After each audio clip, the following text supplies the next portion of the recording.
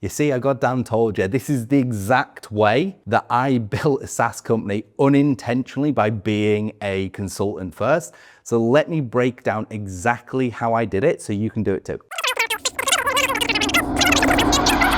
The unconventional way to build a SaaS business. And I guarantee that you have never heard anybody ever talk about what I'm about to tell you, because I'm the only person that I know has done it this way. And I'm an unintentional SaaS business owner. So what I'm telling you is, I don't want to own a software company. I now own one that people enjoy and love. And it was totally by accident. And it's never been more possible than it is right now, today, in 2026 and beyond. I'm going to break down exactly how I did it and how you can do it too. And this works for non-technical people also. So if you're watching this and you're an AI super nerd developer, awesome, you're going to learn some new skills. And if you are non-technical, I'm going to show you a path where you can actually build a SaaS as a non-technical person, because I am also a non-technical person. Okay, so the way we're actually going to be building our SaaS platform is very much, I don't want to say back to front, but it's unconventional, okay? So the way most software companies are built, they kind of go on places like Reddit or like X, and they look for ideas. So they try and find people that have issues, and candidly, a lot of people who are looking to build SaaS are very tech heavy, and they're in a lot of these communities and they follow all these pages, and they tend to lean much more into the advanced side of the world. This is like actually one of the biggest mistakes that people make, is they go too advanced, okay? Now, there is so much more money in traditional businesses, and that is where I focus. This is like the very common path.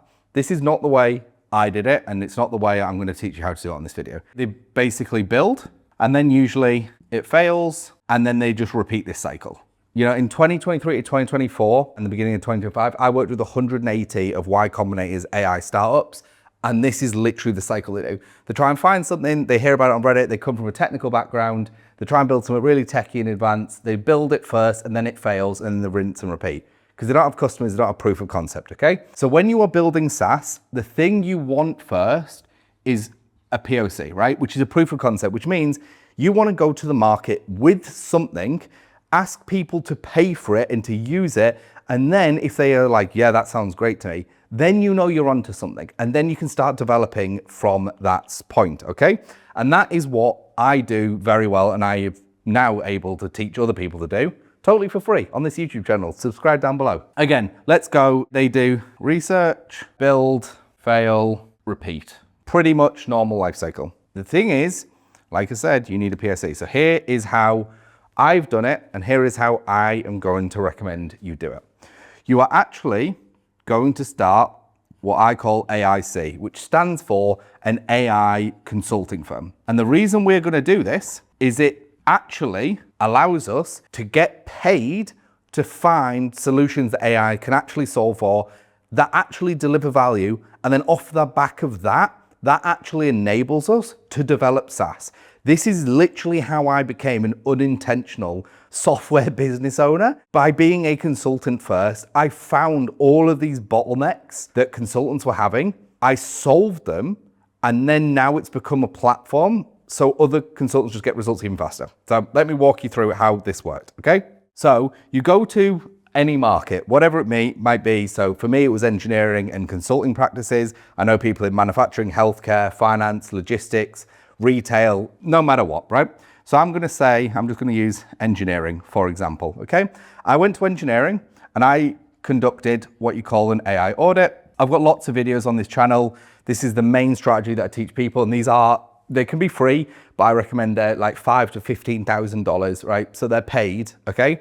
And what you are doing inside of an AI audit is you are diagnosing businesses for their inefficiencies in their current workflows where AI can solve, okay? So historically, or as of this moment, it's usually manual processes, data entry, workflow inefficiencies, tools or systems just not communicating, right? And just taking all of that and making it much more streamlined literally puts more money in the business owner's pocket, so they love you. And this is how it starts, okay? So you do an AI audit, and let's say you do between 10 and 100 of these, okay? But you're getting paid for these, remember? So you're making money here, like thousands of dollars. You might do the first one for free. What you're gonna then do is you are going to find and you are going to build the workflows. So for us, we use tools like NAN. It's a no-code developer platform. So we do the audits, we find the workflow inefficiencies, we then solve those inefficiencies. And what we found is every time you do an audit, 7 out of the 10 that you solve for the last one are the same problems the next one has. And then after you've done 10 or 15 of them, usually you've actually built all of the workflows that the industry or the ICP that you are targeting needs solving for. This is also an important note. Depends on the business size you have. So let's just use a really stupid, simple example here of an HVAC business owner, okay? Because this is an important distinction where a lot of people go wrong with this. So I'm going to give you an example of an HVAC business owner, okay? Now, people go out and they'll do audit 1, 2, 3, 4, 5, okay? Now, one of the big mistakes a lot of people make is this one could be 1 to 10 people. This one again could be 5 to 15. This one could have been 200 people, and this one was 100, and then this one was 50 or 75 people, something like that. What they then find is they don't have that many overlapping workflows because these are all at different stages of business, right?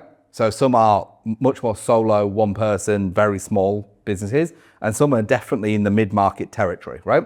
If you're lucky enough, you might end up doing one for thousands of heads, which means it's enterprise, right? You aren't going to then find necessarily recurring workflows because usually the systems at each level change. Obviously, it depends on the type of business you're auditing. So when this case would be like in engineering, they're very different, okay? So what you need to do is you need to find that like niche, that ICP that you really can serve efficiently and effectively.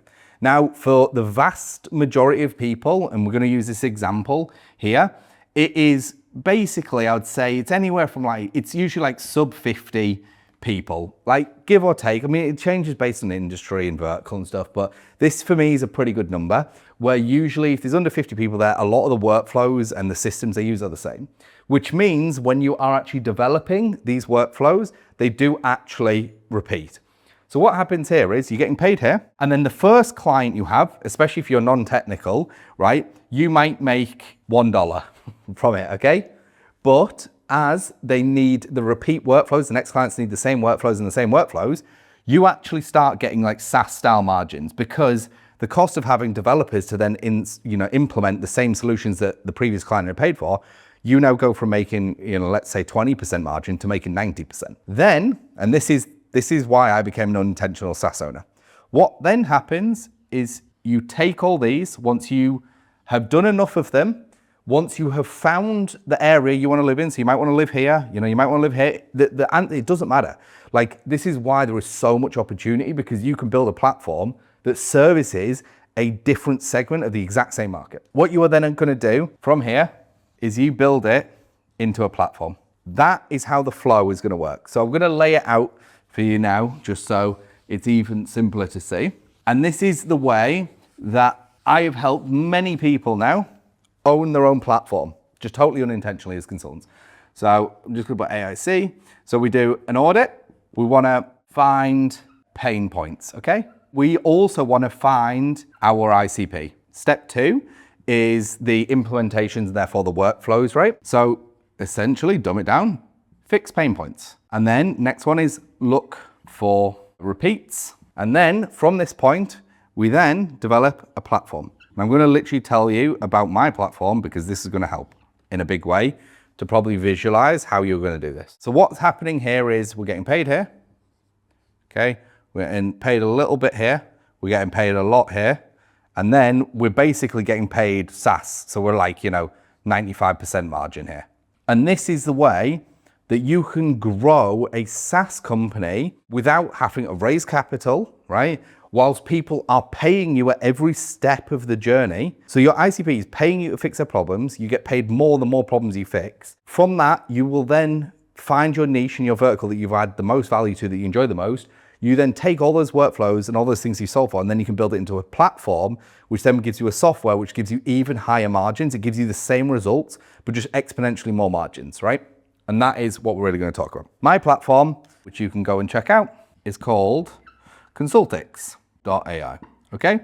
Now, Consultix.ai was built for AI consultants, And it was built off the back of my business, Dun & Company. Descriptions down below if you want to start an AI consulting firm or you want me to audit and implement for your business. So Consultix was a series of workflows that I found that all these AI consultants were struggling with. So the common one, right, was lead gen, niche research, sales, audit, and then implement. These were all the key areas that I saw. So it was like, hey, how do I know what niche to go after? Most people go after the one they're familiar with, but if you don't have something that you're familiar with or you don't want to go after your niche, it doesn't matter.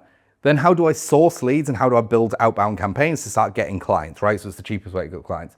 Then once I've got those calls and the sales meetings booked, how do I actually do a sales process? How do I get my calls analyzed? How do I know if I'm doing something good or bad?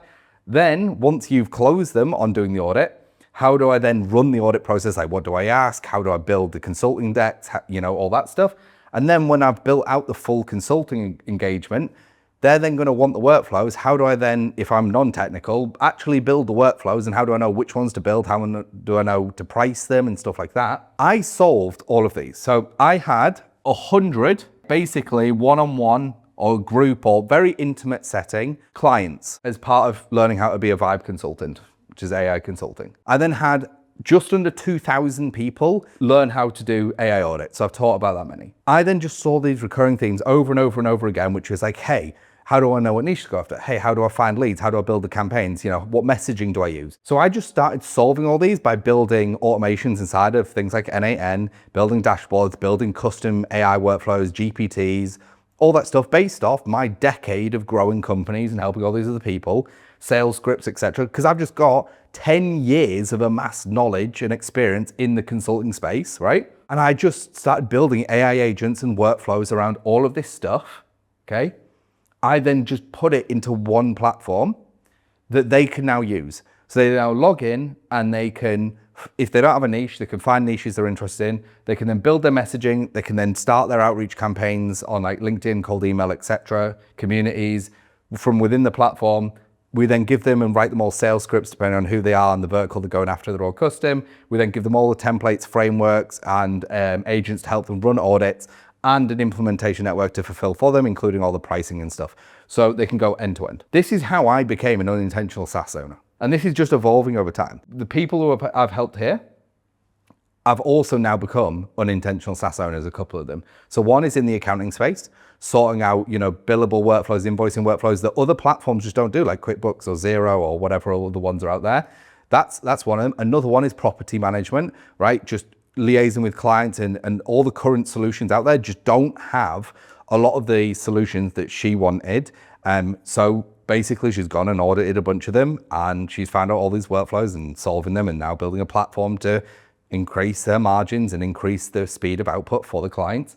So they're two just straight off the top of my head that I know have already happened on top of my one at Consultix. If you want to start a SaaS company, start an AI consulting firm first. And if you want to start an AI consulting firm, first link in the description. If you are a company that wants help auditing and figuring out how to increase the money you make by increasing efficiencies through AI workflows. Second link in the description, Dun & Company. Drop a subscribe, drop a like, and I will see you in the next one.